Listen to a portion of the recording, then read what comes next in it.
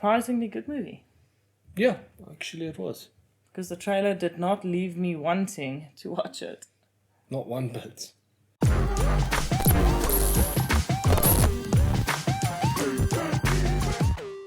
Hi, this is Mash Rundown.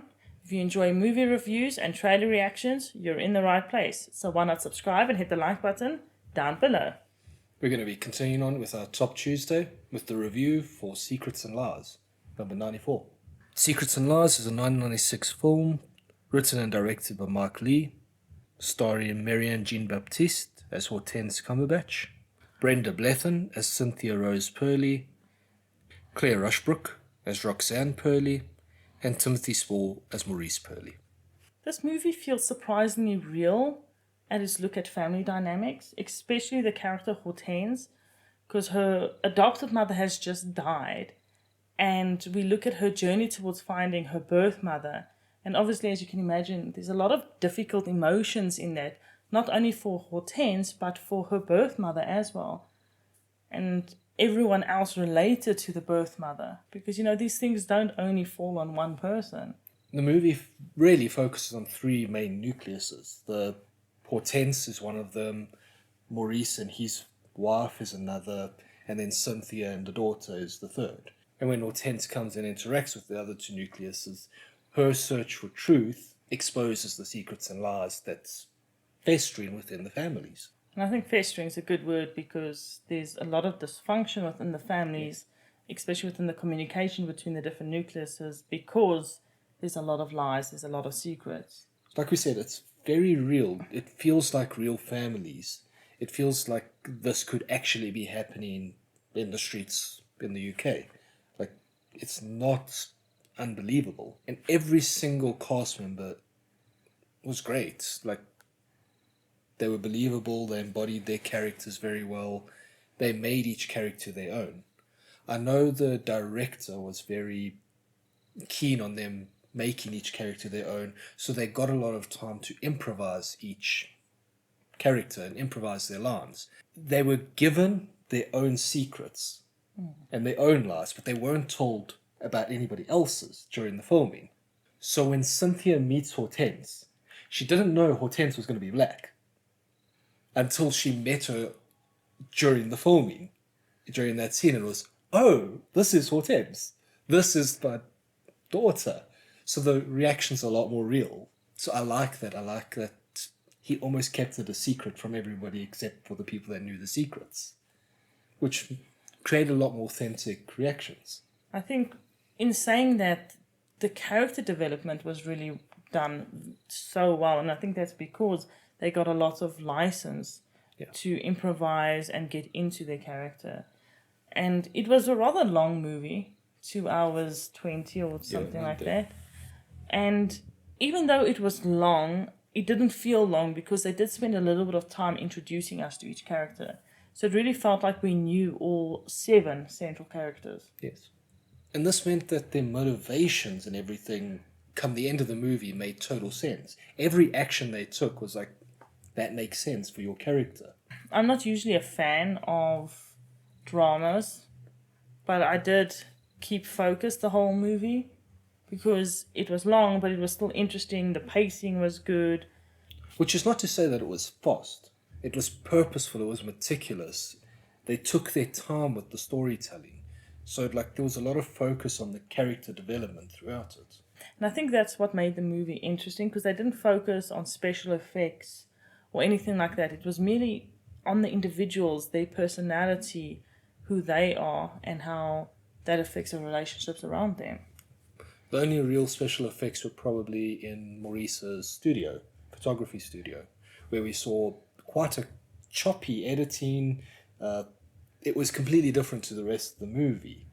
And I think that was really good because I think that whole space where he was taking the photos showed you how calm and patient he is, because he tried his best to get people to smile and laugh so that they can get a really nice picture. Yes. And that whole scene kind of sums up the movie very well, because he's taking these pictures of people smiling, but behind the scenes we're seeing the arguments, I don't want to take this picture, you better hold your ring like this, all these weird interactions, and he's not forcing a smile, because he's very patient with them. He's, if you want to smile, smile. So he's trying to get the best snapshot. Yeah. And that's what he's doing with his family. He's trying to get the best snapshot going of his family with all the secrets and lies behind the scenes. And that's being covered up. The photos in themselves are almost secrets and lies, because you're going to look at the picture and you're going to see this perfect moment, but only the people who were there know 2 seconds before they were fighting and arguing over something insignificant or feeling really insecure. And I think that it's a very important message for us to remember now, because everyone constantly looks at Facebook images and Instagram, and they see these perfect snapshots of everyone else, and it can sometimes make one feel insecure. Because, look at them, they're so happy, they're on holiday all the time, they're this. But those are just those perfect little moments, and you don't see all the secrets and lies behind that. And the realism of it followed through into the camera work, because it felt like you were part of every interaction. Not like you were just watching it, but you were almost a person that was included in this. The one scene that sums it up very well is they're having a barbecue. And everybody's sitting around a table, but there's a chair left open, and that's where the camera's sitting, basically. So that's where you're sitting in this movie, and you are part of this family dynamics, and it's weird and awesome. Yeah, it definitely felt like you were included, like you say, not merely a fly on the wall. Yes. But that seat was there just for you, and you were actually sitting and having the discussion, or at least listening to the discussion with them. What also added to the realism of it, especially that scene, is it wasn't a scene with cuts between all the people. It was a stationary camera, and we sat there and we listened to it, and it was probably a 10-minute scene. Probably. Without any cuts, without any movement, with nothing. So all the actors were interacting in that, and it felt very real. It wasn't forced, it was organic. It was definitely organic. I think that's the right word. It was surprisingly intense. Yes. Because it felt so real. So even though it was quite long, it didn't feel like, oh, just get over this. It kept your interest, because you're like, oh, no, I'm part of this. I want to hear what they're saying. Why are they being snippy? What's happening? Yes. After the trailer, the one thing I didn't think I'd be saying is that the movie is funny. And it is surprisingly very funny. I found myself laughing quite frequently. The characters are witty and they're a little silly sometimes. And just, it's well filmed and very funny. I know some of the lines were improv, but the direction was definitely in the right line. Yes, it's what you get with a really good director and a good really good cast. cast. I think there were definitely a lot of other messages in the movie that are very important. For example, the movie was very pro-adoptive.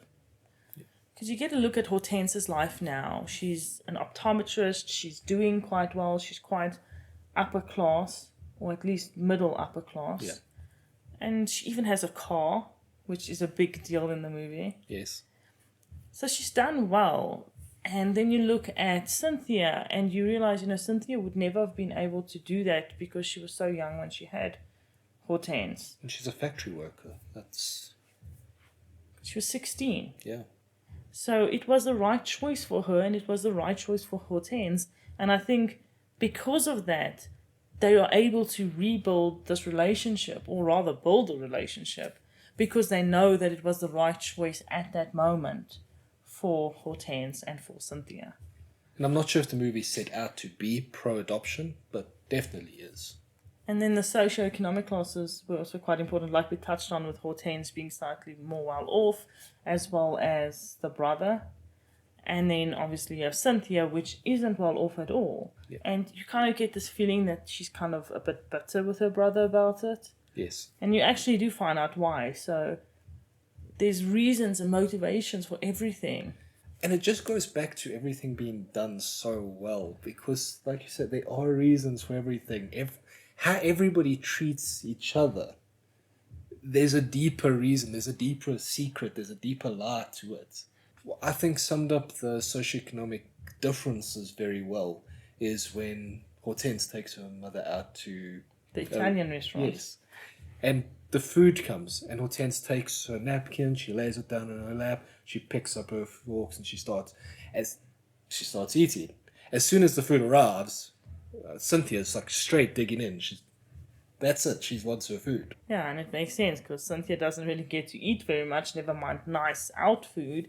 And Hortense is used to it because that's the way she grew up. She went on holidays and stuff like that with her adoptive parents. So it was an interesting contrast, especially to see how the two half-sisters grew up so differently and where they are now.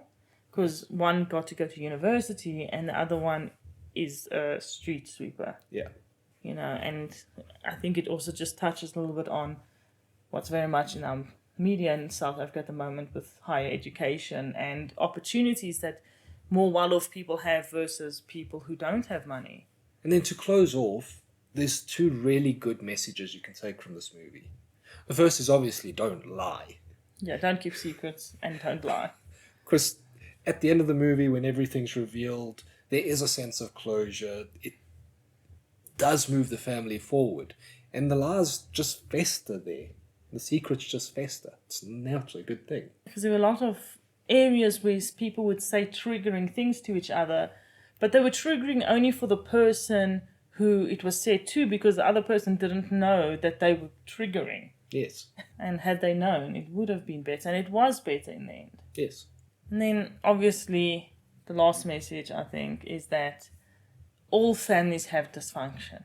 And this movie just showed that so well. And I think that's why it felt so real, because it doesn't matter where you come from, if you're upper class, middle class, lower socioeconomic class.